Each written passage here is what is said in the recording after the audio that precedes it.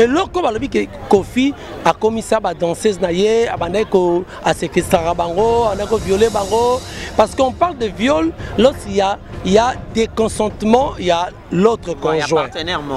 Ceux qui deux partenaires ba yo kani eza violé. Même pas tout balani na ratandako. Ceux qui moko partenaire moko aza sentiment a été et commis harcèlement. Donc c'est du viol. Maintenant, que Kofi c'est ça qui viole, mais le Kofi Azan na banguna ebele, Kofi doit comprendre, mon pas au Mokondi, il faut comprendre, si on a un conseil, changer façon aux allées là. Changer façon aux allées là, aux allées, aux banguna ebele. Alors, si on a comment on peut s'attendre n'importe quel mot, bengaï. Aboni, neni, bongisa, vous avez 65 ans. Makambo ba accuser Kofi et ça makambo peut les carna ba orchestre belé. C'est le problème. Nazo contre la danseuse encore avec Kofi té, mais na lobby boyé. Et l'on est prouvé tant que la danseuse zona derrière bango, il y a une main noire où ils ont repoussé bango, ba nuire pe Kofi. Compte tenu, il y a appartenance à Kofi le comme non dans la politique. Parce que pour tenter combat à diaspora et il y a combattre ça nini. Lutte d'abord zali moto nyonso ako azalaka pour régime pour la population pour la bango bako solo la kana été pas puni yene ba boya ba concert tout. Mais bien est-ce que quand moto ka fait rego là ayembela pouvoir jamais faire fallait aimer pouvoir té maintenant pourquoi bango to betali bango ba subir kaka oui mon pas ayembela Kofi et Kabila ayembela mais pourquoi il y a des musiciens, ben il est caché naïe.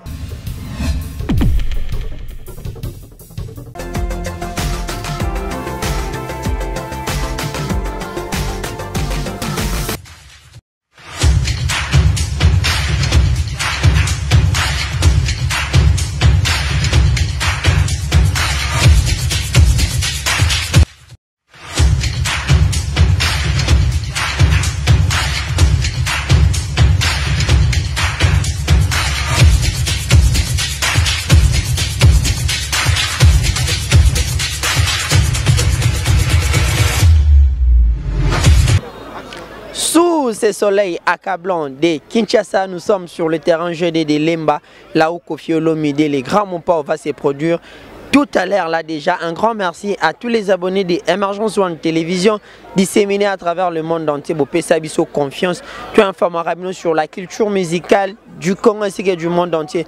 Nous sommes le dimanche 31 octobre 2021, c'est-à-dire le dernier jour du mois d'octobre. Déjà demain le 1er novembre.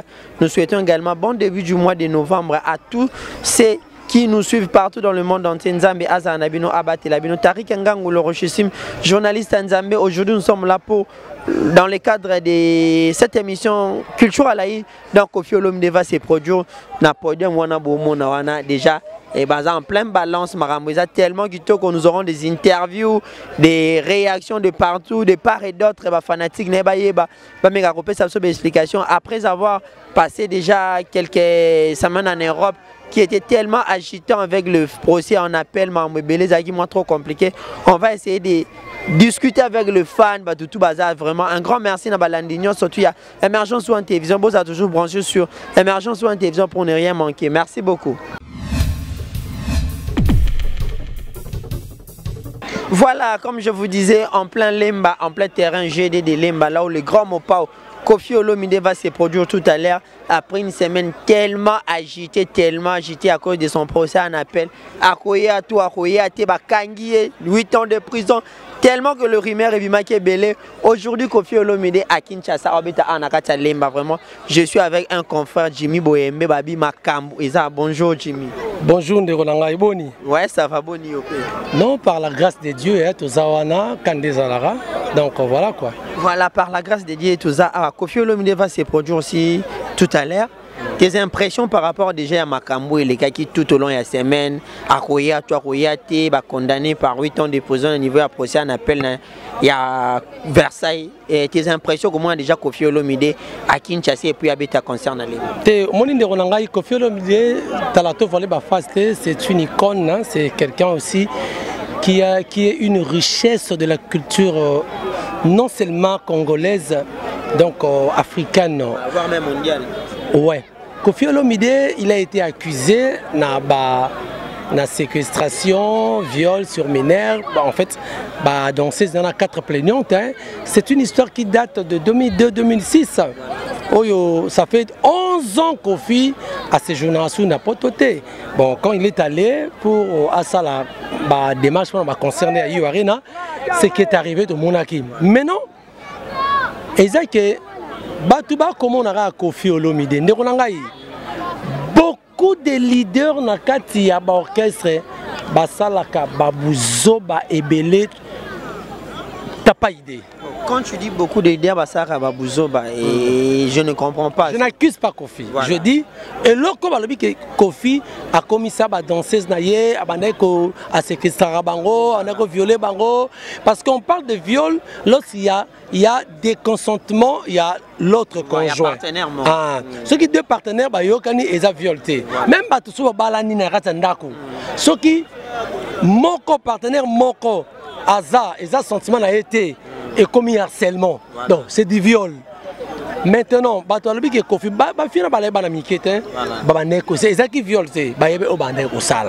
mais le Koffi Azan na banguna ebele. Koffi doit comprendre, mon pas au Mokondi, il faut comprendre, si on peut se conseiller, changer façon aux allées là. Changer façon aux allées là, aux allées, au début que ça banguna ebele. Alors, sauf qu'on a comment on peut s'attendre n'importe quel mot, bengaï. Aboni, neni, bongisa, vous avez 65 ans. Makambo va accuser Koffi, et ça Makambo peut les carnats orchestre ebele. Mais Bato Monica pas Koffi. Non, les danseuses se sont dénoncées. Est-ce que les danseuses ont instrumentalisé? Non, le problème c'est ça. C'est ça le problème.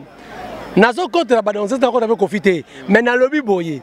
Et l'on est prouvé tant sur la danseuse derrière Bango, il y a une main noire où ils ont repoussé Bango, nuire Koffi. Compte tenu, il y a une appartenance à Koffi de leur communauté dans la politique. Parce que pour le combat à la diaspora, il y a un combat à Nini.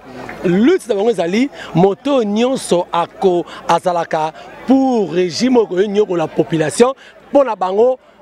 Bako solo là quand a été pas puni yene ba boye ba concert tout mais bien est-ce que quand Timotoka fait rigolo là ayembela pouvoir jamais fallait aimer pouvoir maintenant pourquoi bango tout peut-être bango va subir kaka oui mon pas ayembela Koffi et Kabila ayembela mais pourquoi il y a des musiciens ben il est caché na yé mon pas on n'a jamais dit à Kabila que Matali pas. Mon père n'a jamais dit à Kabila que Nyokola Batu. Non! Mais ne comprenez pas combat, il y a des diaspora et ça que les musiciens, parce que les éducateurs, il y a masse, il faut contribuer au développement de Mboka à travers l'art de Bango. On est bien si Mekoli, la richesse de Mboka, mais Koffi Mbela, Congo, on dit affaire d'État. Affaire d'État. Mais la majorité des obscénité, moi, ne pas tiraillement na baï combattant. Voilà. Tiraillement na baï combattant, mais autour il y a procès à Koffi Olomide na Versailles wana, tout le monde a qui toute une mobilisation ya ba combattant, ba combattante, bazaki wana tellement ébélé, tout le monde Koffi Olomide lié na ba mambuya est, bati ba banderole moi trop et ça là qui bena moi bien té. Dans tout ça, est-ce que la lutte il y a ba combattant, ba mo sanctionne ba Koffi Olomide ya ba viol wana. Mais je t'avais dit au début dans le but, lutte il y a ba combattant et zanini. Ba combattant en principe les combattants n'ont rien à voir avec Koffi. Voilà. N'ont rien à voir avec Ferry, avec Fouera. Mais si on a commandé Isso, Churamboma, Baboke, Chouana, mais pourquoi lier Koffi? C'est tout simplement parce que Babi Batowana collaboraka na ba politicien. Donc banga lingi que ba musicien ba collaborer les sous na ba politicien té na pouvoir té. Mais na Tunis comme Mutuna. Musicien en dehors il y a casquette à musicien c'est un citoyen ya mboka. Afanda na mboka, asala ka makambo na mboka.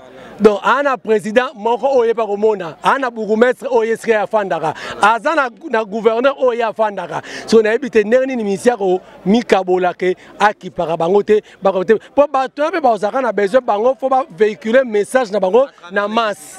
On comprend? C'est-à-dire musicien aza contact na public, il faut bakondi ba collaborer na bayango et c'est normal, mais sauf que ba musicien va comprendre comment collaborer avec les autorités politiques. Voilà, ce qui ba benyo okotatika parce que ba yi combattant pe na condamnera bango te, ils peuvent avoir raison, ils peuvent avoir raison, mais peut-être façon ba okende langonde, façon ba okende lendango, ça devient mauvais. Kofi n'a pas été condamné, peut-être il y a eu peut-être confusion. Kofi n'a pas été condamné. Kofi a été interpellé dans la cour d'appel à Versailles pour des raisons séquestration, viol, agression sexuelle.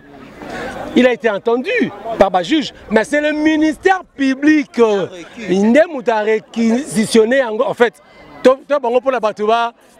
A proposé, hein, si tu comprends, a proposé 8 ans. Et en dessous, le ministère public a proposé 20 ans. Mais par le ministère public, il y a le tribunal. Le tribunal s'est prononcé dans le verdict le 13 décembre. Kounara na cour d'appel à Versailles. Maintenant, tu comptes une question. Depuis le 13 décembre. C'est ça la question. Ce qui Kofi a se reproché, à moins qu'il y ait une accusation des fausses à Kokende. À Kokende a prouvé qu'il innocence. Mais ce qui confie que toutes ces accusations sont vraies. On a l'Européen, ça ne va pas au conseil. Il n'y a plus. Kokende, tu peux être à Côte d'Ivoire, tu peux être à Brazzaville, vous avez 65 ans. Voilà.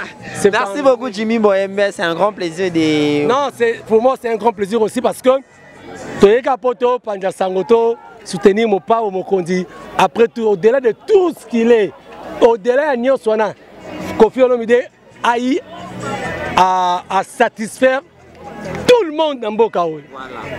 Toutes les couches. Toutes les séries, Kofi a ses quelque chose au-delà de Benaye.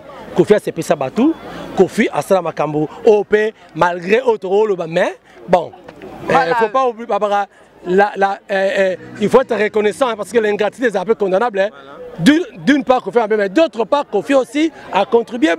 Voilà, merci donc, beaucoup. Donc, ne tenez pas jusqu'au bout, non. Ok, merci beaucoup. Restez toujours branchés sur Emergence One Télévision pour la continuité. Merci.